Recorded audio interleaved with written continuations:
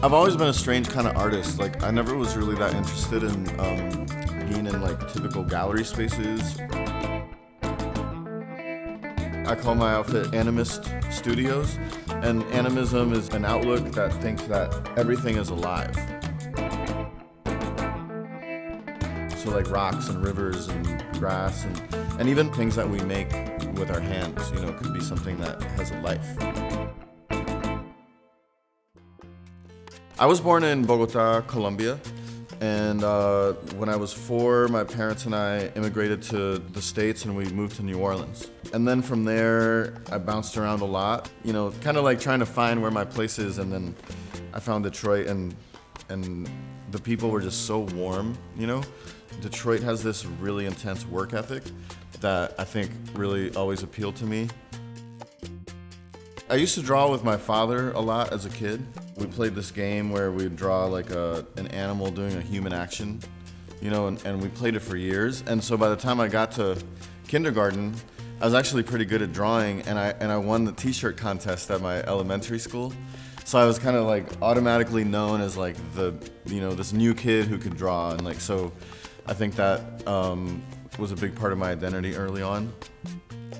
I kind of almost feel like I've always known I wanted to be an artist, you know?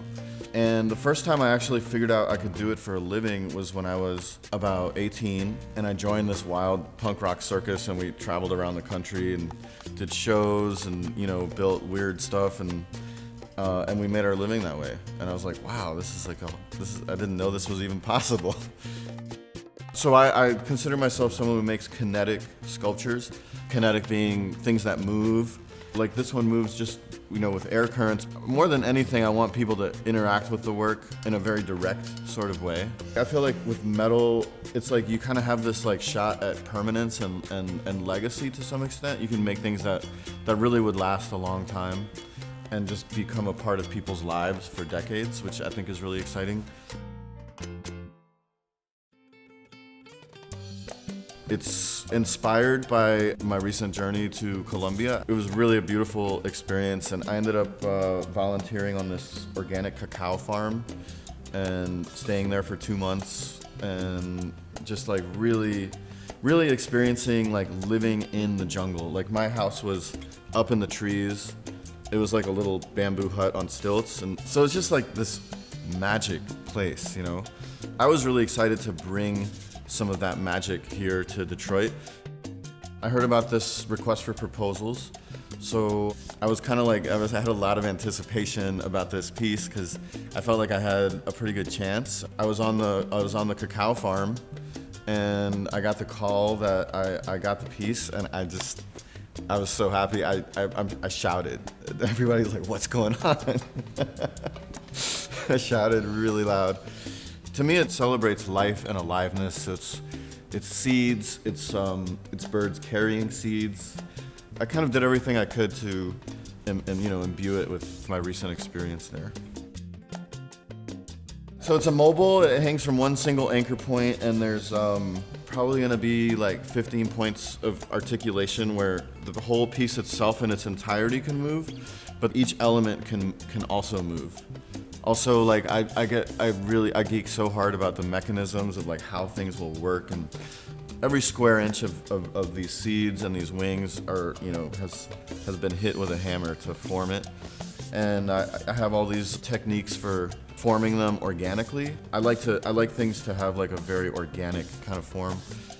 There's so much problem solving in this. That's kind of like this like comfort zone for me. I love coming up with a really challenging idea and then like just doing all the problem solving that it takes to make it happen.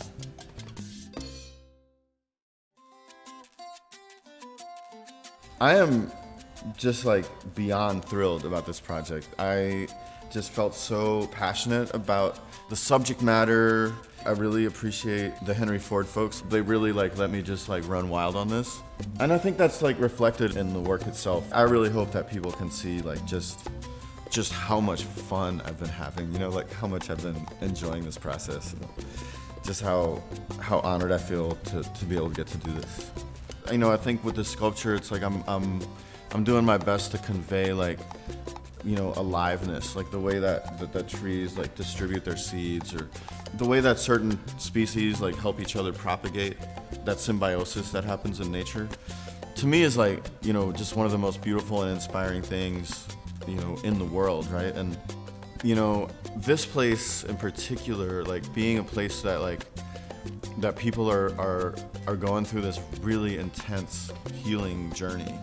Just people going through probably the most difficult thing they've ever gone through in their lives, I just felt it would be such an honor to be that person, that gets to make something, just something to gaze up at and just in awe and wonder, And I feel like that's one of my goals as an artist, is like to kind of like help, guide the path towards awe and wonder.